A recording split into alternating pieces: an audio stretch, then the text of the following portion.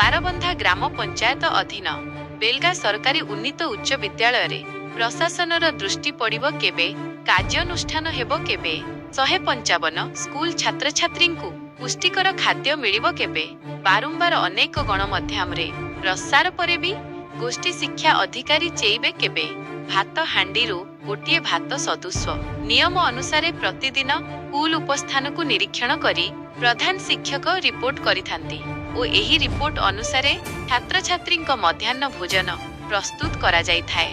तेबे खबर संग्रह करिबा पई जाउथिबा बेले आम प्रतिनिधि नजर पड़िथिला बेलगा उन्नीत उच्च विद्यालय रे अति निम्न मानर मध्याह्न भोजन दिया जाउथिबा देखि छात्र छात्री को पचारि मध्य बुझिथिले आउ जहा कहिथिले ताहा आपण माने देखि पारुथिबे भात सहित केमिति केवल आलू पानिया डाली सहित खाउछंती। नियम अनुसार भात सह गोटे दिन डालमा 2 दिन सोयाबड़ी अन्य 3 दिन अंडा तरकारी सहित उदिन पोषणयुक्त लडू देवा कथा किंतु एठी संपूर्ण विपरीत पोषणयुक्त लडू मध्य दिया जाउ नाही।